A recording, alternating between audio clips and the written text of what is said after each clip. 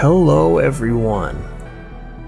Welcome to episode 1. Hope you're having a lovely day.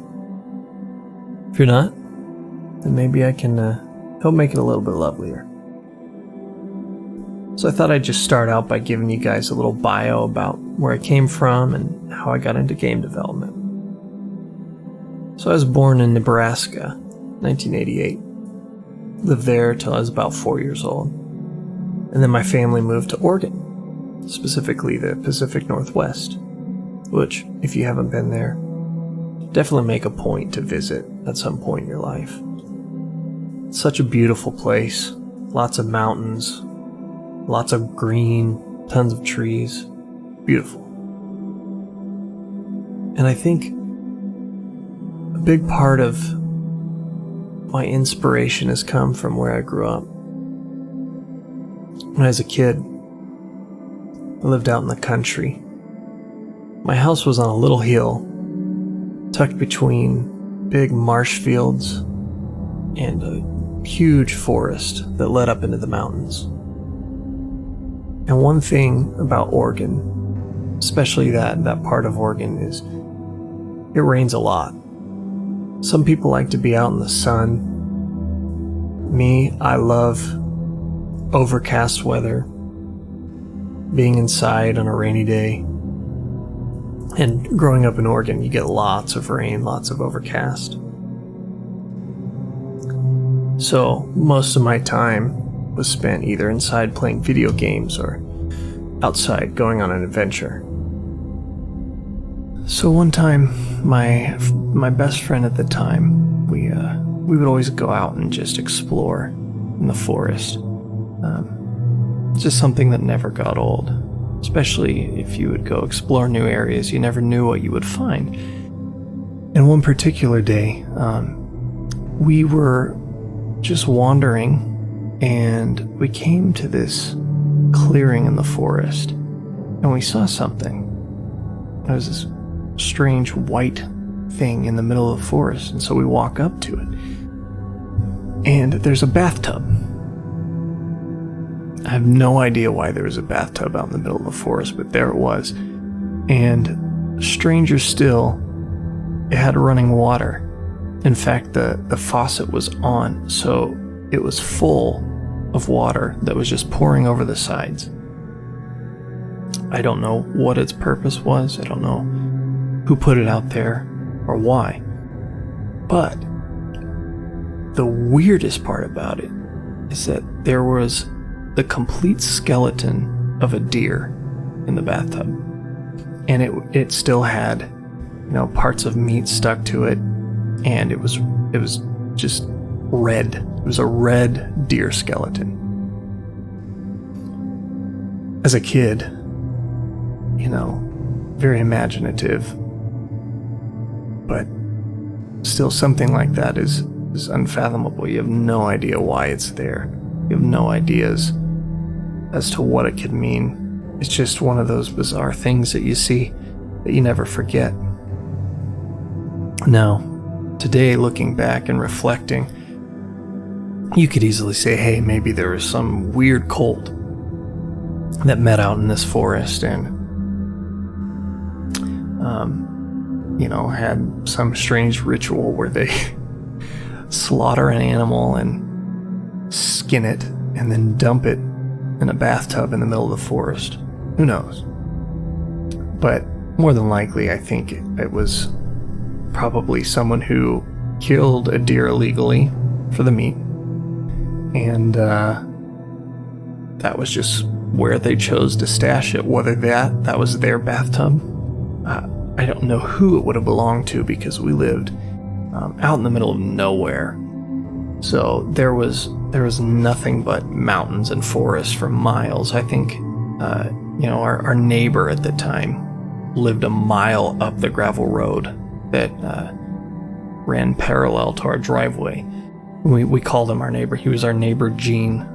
But yeah, there was not a lot of people out there, and this bathtub was actually pretty close to my house, so I have no idea how it got there, why it was there, and what its purpose was, but that's what we found.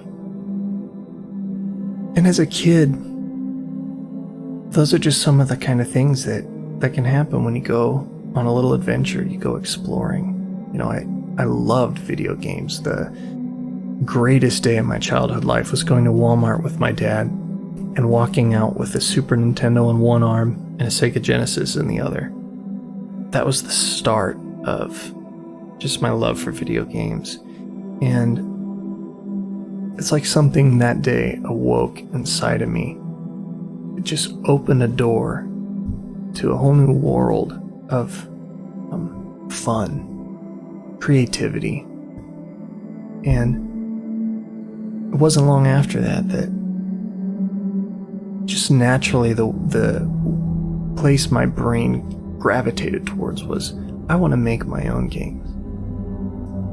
Now, a good friend of mine once told me, I was showing him some lyrics that I had written, and I was trying to be poetic. And I said, hey, what do you think of these? And he looked over me and he said, honestly, man, you're a storyteller. And this just doesn't feel like you. Where you thrive is in telling stories. And I think you need to lean into that and embrace it.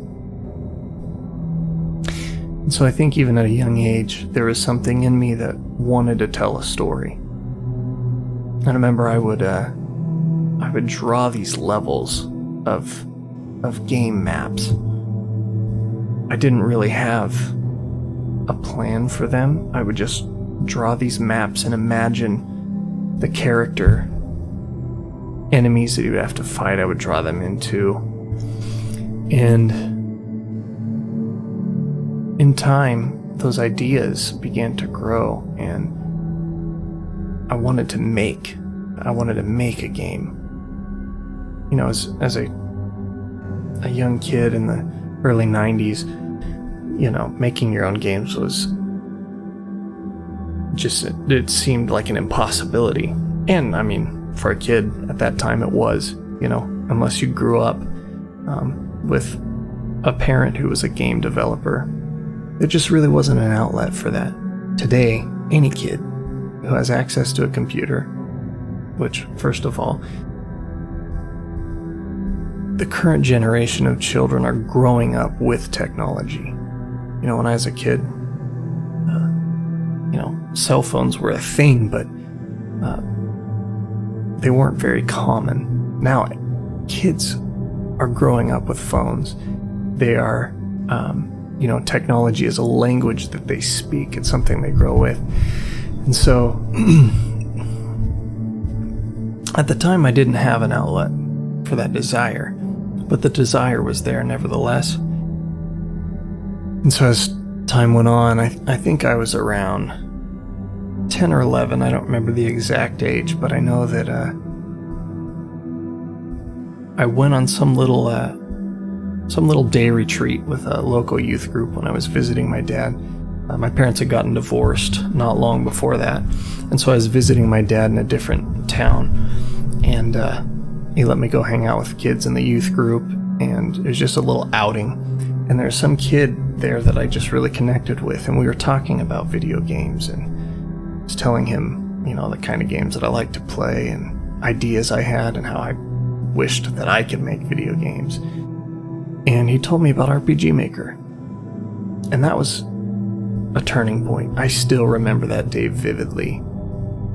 I remember just suddenly it was like a dream came true. Wait, I can make video games? And so he tells me about a couple different engines that I can use. The one I remember him saying specifically was the RPG Toolkit.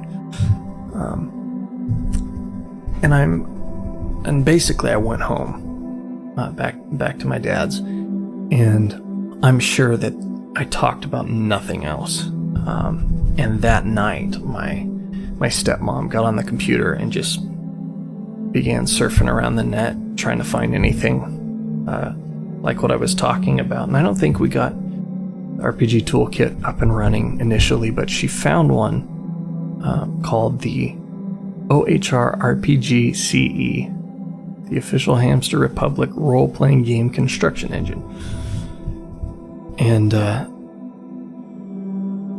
it was magical to just sit down and have infinite possibilities at my fingertips, to have these images and ideas in my mind, and to be able to take them and put them onto a screen. You know, at this time,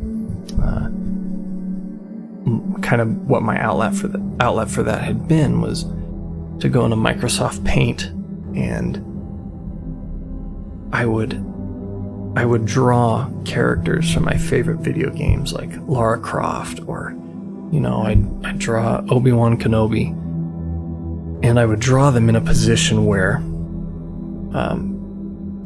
it was kind of like a T-pose. If you don't know what T-pose is, it's when you model a character for a game and their legs are usually together or shoulder width apart, and then their arms shoot straight out to the left and right, or maybe kind of at a 45-degree angle. It's called T-pose, and you use that just to build your base mesh, and then you rig them and animate them. But anyway, I would draw these characters kind of like that, and then I would print out the paper and then cut them out, and then bend the paper at the joints. And they were like custom action figures, but I could make action figures from my favorite video games, paper of course, but I just wanted so badly to be able to create my own little world, my own characters. And so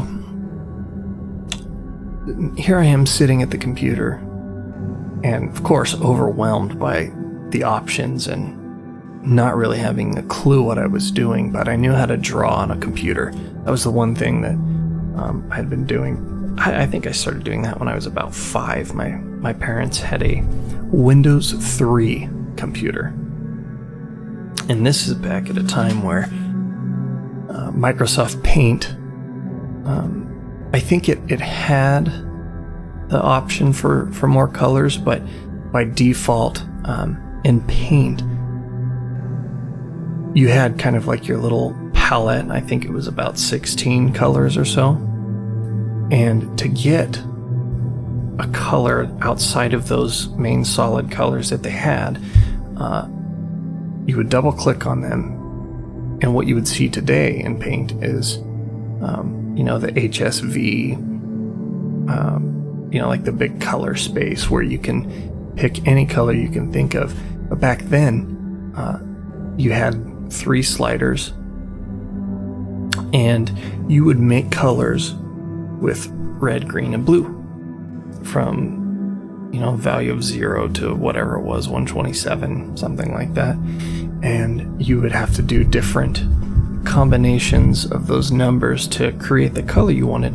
But the thing that was so bizarre is it wouldn't actually make that color. What it would make is a pattern of basic colors to give the illusion of that color. So if you started drawing at 100% zoom level, you would see the color that you wanted. But if you zoomed in, you would see that the pixels formed a kind of dithered pattern, where it'd be, for example, skin tone was a color I used a lot, and I even memorized the pattern. It would be red, white, and yellow, and it would just be this dithered pattern where every other color was red, white, or yellow. And that actually ended up teaching me a lot about the relationship between colors, what colors blend together to make other colors. So that's kind of where I started out, and I had been doing digital painting, and at a very basic level. And so then here I am sitting with an RPG maker, and I'm making little character animations. I'm making map tiles and building simple little maps. And not long after that, we ended up going to visit my grandma in California. I believe it was in Redding. And the whole week I was there, I just wanted to be on the computer. So I had my stepmom hop on there, and she got the same engine set up, but then she found another one called RPG Maker 95 Plus. Now this was kind of a precursor to what became RPG Maker 2000, and now, there's like, what is it? RPG Maker VX. I'd have to look it up, but if you use those programs, and now the difference between the one that I first started using and this one is the OHR RPG CE, you had to create everything yourself, which I thought was cool, but with RPG Maker 95, you actually had pre-made tile sets, characters and all that, enemies, so you could just instantly just start creating maps and naming your character and all that. But I remember I went to family camp that year, and I was there, and again I was just stricken by this newfound avenue, this outlet to just pour out all the creativity that had been storing up in my mind. And so I remember being there, and I went on a little walk by myself, and I kind of hiked up this little mountain, and I was just looking around at the trees and getting ideas. And while I had been at my grandma's, I found another RPG Maker, and it's so funny to think back. There was just so much excitement that I couldn't just take one engine and sit with it and be good. I just wanted to get my hands on every engine I could, anything that would let me make games, and try and find the best one that totally suited my needs. And so here I am on this little hike, and I just remember thinking, I'm counting days at this point. I can't wait to go to my dad's again. And by this point, he had moved, I believe, to Arizona, or he was about to move to Arizona. And so he told me when I came out, he would get me RPG Maker for the PlayStation. And I had seen like a commercial for it or something. And again, just more doors opening to creativity. And so I go out and visit, and I would just spend every minute I could playing that, and cramming in as much time as I could. I even sent the first RPG Maker I used, I remember I sent an email to the guy who created it, and told him how I just loved the engine, and it was like a normal thing for my mom to call me down to dinner, and I would just cram in every last pixel I could before going downstairs to eat. And he responded back saying it was funny how the impact of his game engine could even make someone late to dinner. So fast forward a little ways, I spent probably a couple years just dabbling in different RPG makers, but the thing about RPG Maker is you're limited to making RPGs. Now, of course, if you're really creative, you can branch out and make something that isn't technically an RPG, or if you're really tech savvy, you could probably push the engine you're using to doing more than just RPGs. But at that point, you're probably better off just using a different engine.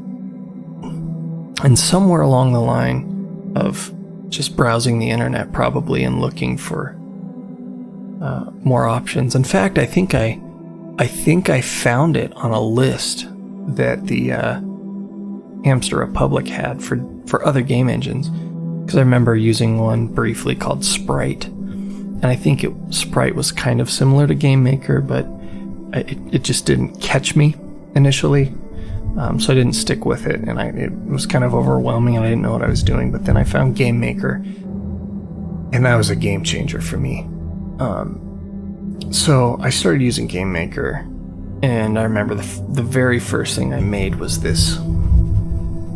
It was a sprite animation. And up until this point, like with the RPG makers, you do like 4-frame walking animations for the characters, which It was fun, and I learned, I kind of got some muscle memory built for drawing pixelated characters.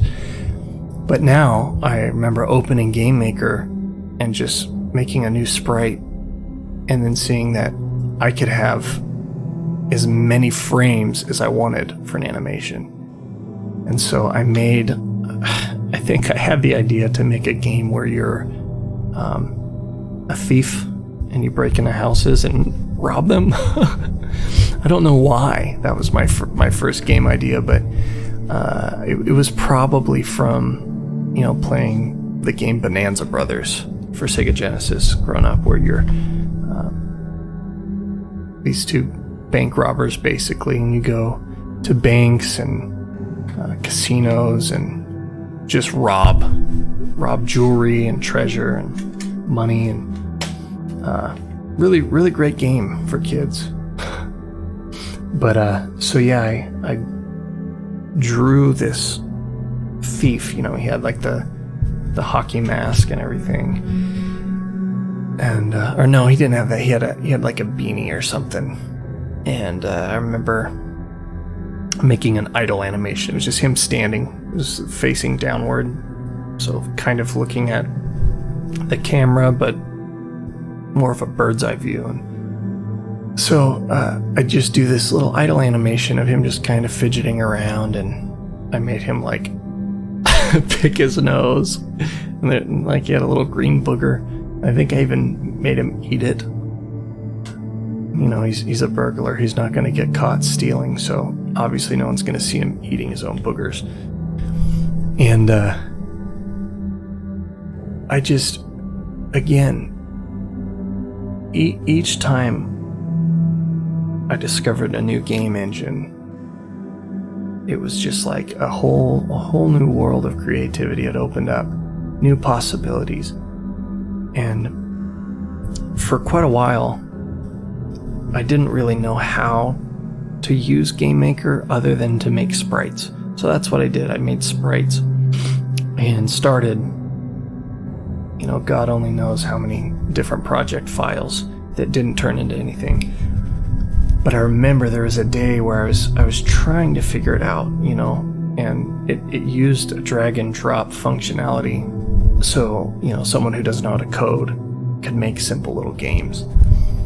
And I remember I was trying to make a character walk, and I couldn't quite wrap my head around just the functionality of the mechanics. And I went for a walk, and I was like hanging out with my buddy, and I had drawn walking animations for a character of up, down, left, right, and all four diagonals, because I had seen that Game Maker had a drag and drop movement function that had all 8 directions, but I didn't know how to use it. And I was with my buddy, and we were walking and just talking, and it was like, I remember something clicked in my head, and I thought, I have to go home. And I went home, and I got a character to walk, and it was just like, as silly as it sounds, it was probably akin to what Victor Frankenstein felt, when he said it's alive. And so I make this character walk, and that's about it. But as time passed, and I looked at example games that were free to download, I think at that time, anything made with Game Maker was free. I don't think people were charging for their games at that time. And the way to get your game posted online was to send it to Mark Overmars, the creator of Game Maker, and then he would post it on his website. And of course, I never finished a game, so I wasn't able to send anything in. And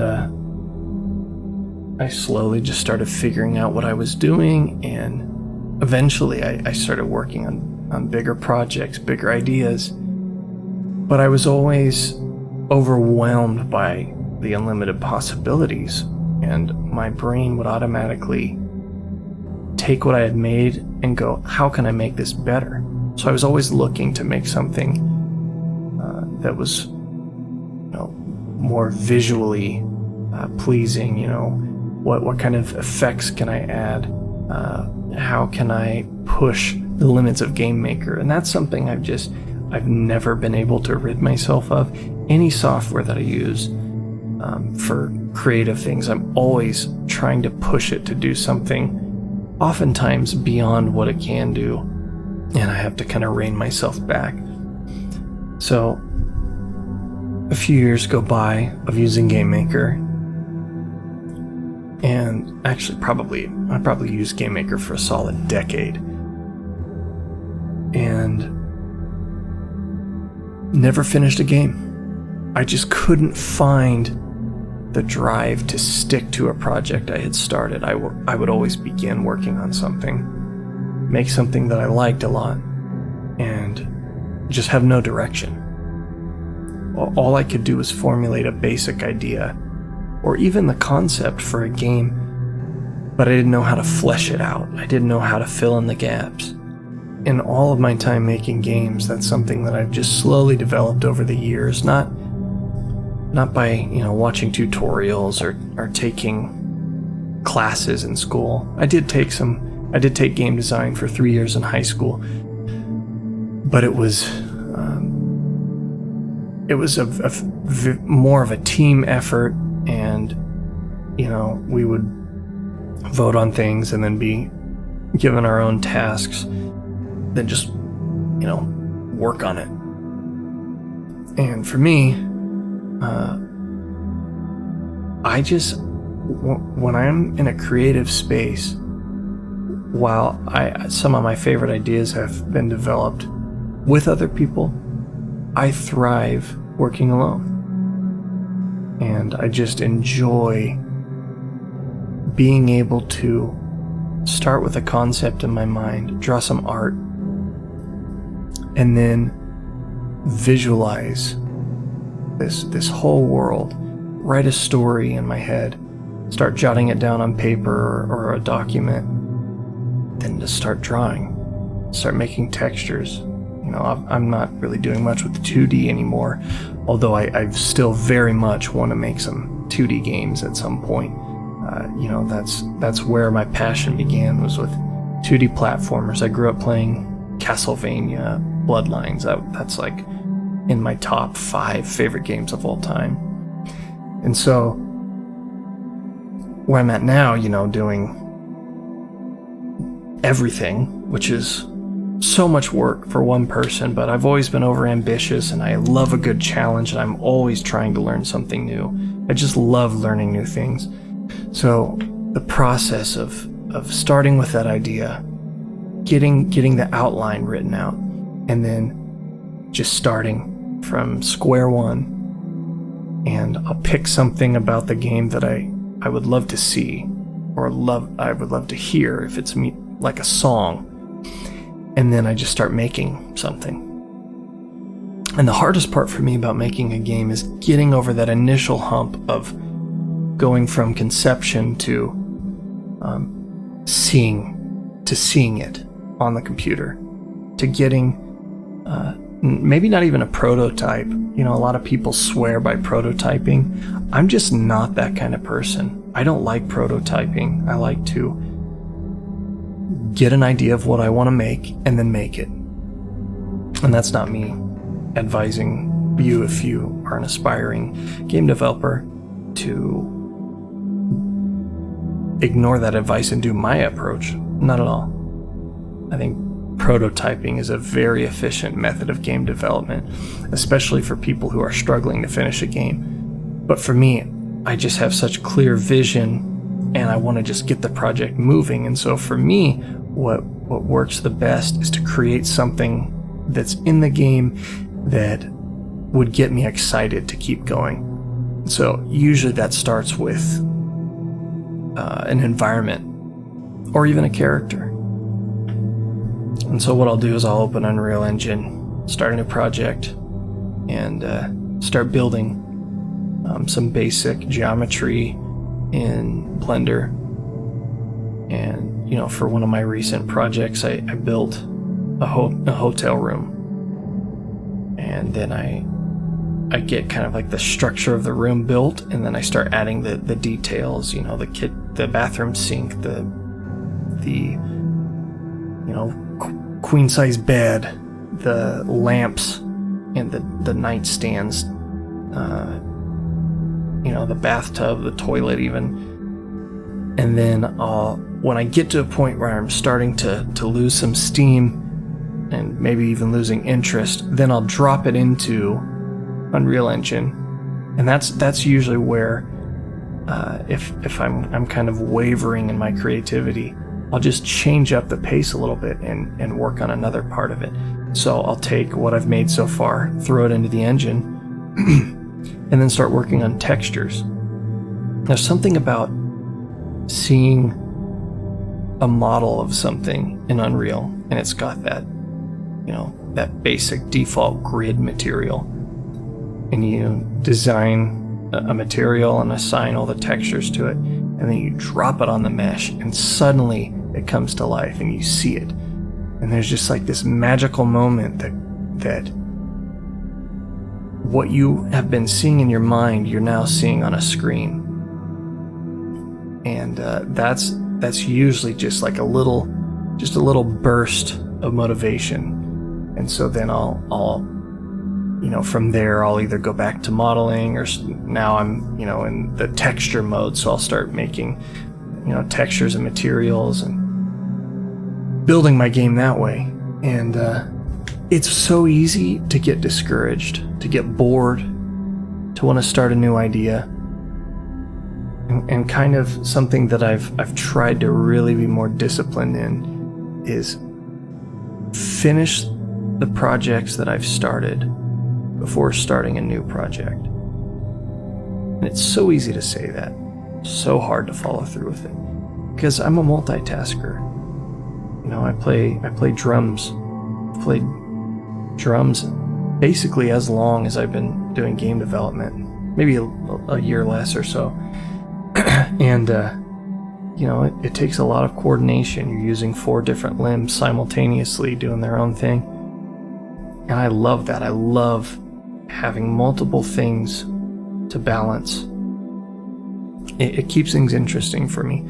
I didn't do well in school growing up because something about just sitting down and staring at a bunch of words, trying to force myself to learn about something that I don't care about. It was a struggle for me, and I took a few different medications as a kid for ADD. I guess they call it ADHD now. They used to be 2 different things. Apparently they've just decided on it's all ADHD. I definitely have that. But I remember my mom had me try a couple different medications and nothing really helped. And talking to my dad in later years, he said, I didn't want you on medication at all, because that wasn't the problem. The problem was you were bored. It wasn't stimulating to you at all. There was nothing interesting at school for you. And so you couldn't focus on it, no matter how hard you tried. And so the biggest thing for me with game development is it's something I love. It's something I'm passionate about. It's something that has not gone away. I've tried to pursue many different things in my life, but the one thing that has always stayed a constant is game development. So when I'm working on a project, it's so tempting to reach, the first hurdle, because it's inevitable when you embark on such a huge project. Any game that you make is going to be a huge project, unless you're doing some simple little jam game or something. Even those can be, very, very demanding. But when you hit a hurdle, it's so easy to go, well, what was that other idea? Oh yeah, you know what? Why don't I start this project? Because there's that constant need for change, for, something new to distract you. And the hardest part is just buckling down and going, no, I need to get this done. I need to commit to this.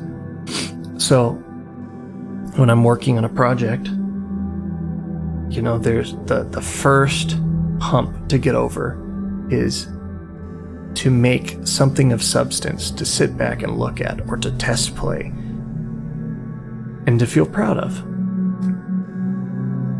And once you get to, maybe even 1% into development, and you sit back and you look at what you've made, and it's fun, or it looks cool, or whatever, for me, that's the point where I go, okay, I can do this. I can stick to this. I can make something awesome. Find that. If you're a game developer, if you're an artist, if you're a songwriter, a painter, whatever you are, if you're doing anything creative, find ways to finish what you start.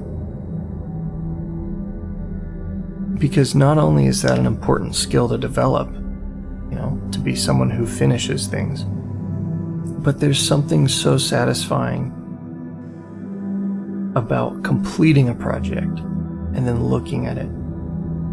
Even if it's a small project, small victories, that's a concept in, paying off debt. Little victories, pay off your smallest debt, and that little victory is going to inspire you to take on the next one. Whereas if you just look at all the debt you have, you can get overwhelmed and go, well, I'm just screwed. That can happen in game development, because you could look at it almost like a debt of your time. The time you owe to this game for it to be finished, for it to be paid off. It's a lot, and it's overwhelming. So find little parts, little pieces to work on, to piece together later, and jump around, bounce around to each part. And then, when you're in that mode and you're cruising and you're making good stuff, keep going and start working on the harder stuff, the less fun things, the parts of game development that you loathe, that you dread when you think about, making it. But it's really important to find those things that give you little sparks of energy, and then get to a point where you can sit back and look at it and see something that you're proud of, something that makes you excited to keep going, something that gives you a small glimpse of what the finished product is. Focus on that, get to that point. Because for me, that's where it goes downhill. In a good way. It's all downhill from there. Now, with NEMESES, I've passed the downhill point, but there's still a lot of uphill battle to make this project, because it's so massive. In the last year, I've finished 4 different jam games, which was huge for me. My first jam game, He Keeps Me Here. If you haven't seen it, go check it out. Committing myself to a week and going, you know what? I'm going to enter this competition. I'm going to make a game in a week, period. No alternatives. That's what I did. And when I first started, they announced the theme, and I had no idea what I was going to make. I kind of came up with a rough concept of a game, but I wasn't sold on it. And the first night, I knew that I wanted to make a day-night cycle for my game, so that's about as far as I got. And the next day I woke up still having no idea what I was going to make. And so I watched an episode of my guilty pleasure, which is Supernatural. It's super cheesy, super lame, but I love it. It's got monsters. And even the corniness of it, there's an allure to it. But anyway, the episode I happened to watch that day was about Bloody Mary, and it had mirrors. And while watching it, I had the thought, what if every mirror contained a world? And that's kind of where, I went from there. And then once I got working on the project, I was just like, I'm not stopping until I make this game. And the final night before the game was due, I stayed up all night. And I worked on it until the deadline, which I actually missed. If you haven't heard that story, I'll tell it in another podcast. Because at some point I want to do a whole podcast dedicated to each of my games, as in each game would have its own podcast. But the important part is, even though I didn't make it into the competition, I finished a game. Having been working on games for, at that time, 18 years, long enough to have a child and have that child grow up and become an adult. In a funny way, you could say that my game development skills became an adult. I had never finished a game. But I decided, you know what? I love making games. I want to make games. I want this to be what I pursue, what I develop a career out of. And so I committed that week to making a game. And I did. Even though I missed the deadline by 15 minutes. Again, I'll talk about that in the other podcast. It was because of a weird error, but I finished it, and it was so rewarding just to sit back and be like, it's done. It's uploaded. It's out for the world to see. And the real cherry on top was hopping on to my itch.io account the next day and seeing a playthrough of it. Someone, the game had been out less than 24 hours and someone already posted a YouTube video, which is usually pretty rare. YouTubers like to take their time and make their videos nice and polished, and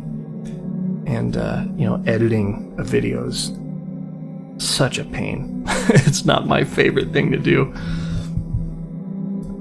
But here's someone who I believe this person was somewhere in South America, seeing someone in another country playing a game that I just made in my living room. There was something about that was so special. I made an experience for someone else to share with me. And, there's a lot of metaphorical depth to He Keeps Me Here. There's a message to it. And, just in the first week alone, I was glued to my phone, constantly searching for my game in YouTube, updating the search, and new videos were popping up constantly. And that was the moment that I went, I can do this. I can really do this. And so I decided, you know what? My scary clown project that I've been working on and off over the years, I'm going to make it. I'm going to finish it. And so that's what I'm doing. And it's so much work. Even though I got over that initial hump, I guess it'd be more fair to say there are many humps along the way of making a game. But if you can get past that first one, you can get past the second one too. And I'm on maybe hump 4 or 5 now with this game. But I've made so much that I can look back on and be proud of. I've seen so many videos of people playing it and watching people scream at the top of their lungs. Which, to be frank, I have this weird sadistic love for scaring people. I don't know why. If you meet me in person, you'll see that I'm generally very kind and gentle. I'm a total sweetheart in real life, but I love locking myself in a room and making violent, terrifying horror games. And I love watching people play them and scream and be scared out of their mind. I don't know why. That's just the way I am. And I've learned to embrace that and lean into it. I'm a storyteller, and I have many stories to tell. So this is what I'm doing. What's your story that you have to tell? What is it that you want to say to the world? How can you do that with your art? If you're not an artist, if none of what I'm saying is resonating with you, but maybe you're just fascinated by, the whole process, the concept, I suppose this can still apply to you too, but it's up to you to find your own unique way. But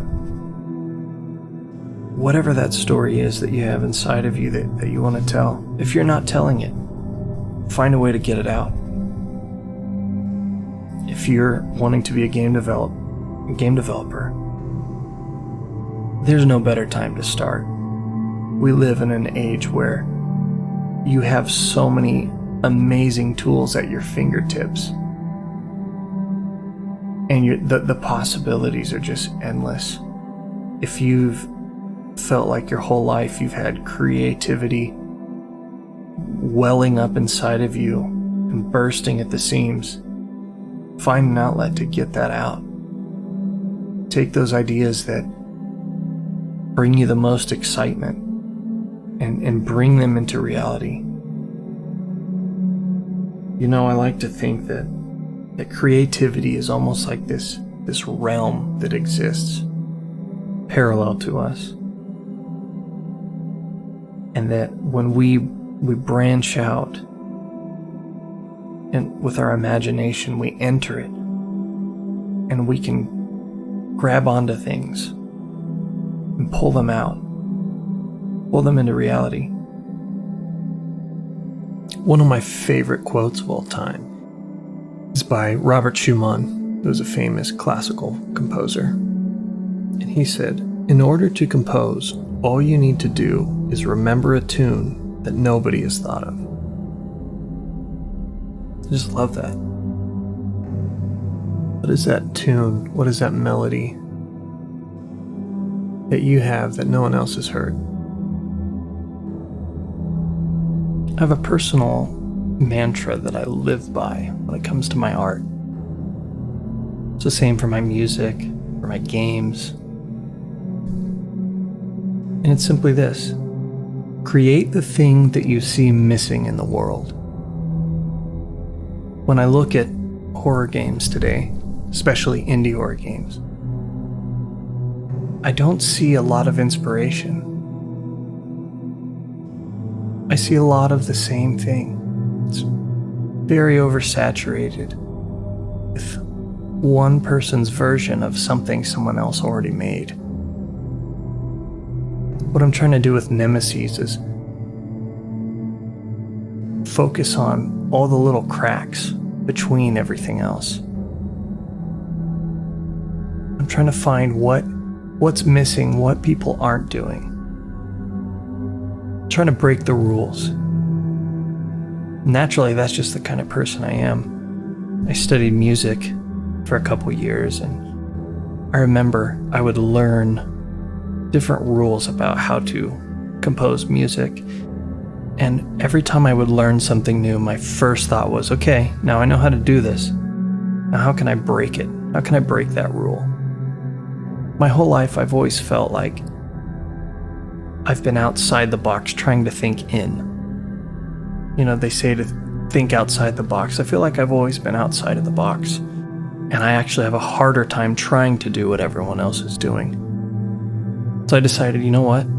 I'm just going to embrace that and do my own thing. I'm going to stop trying to climb in the box and stay outside of it.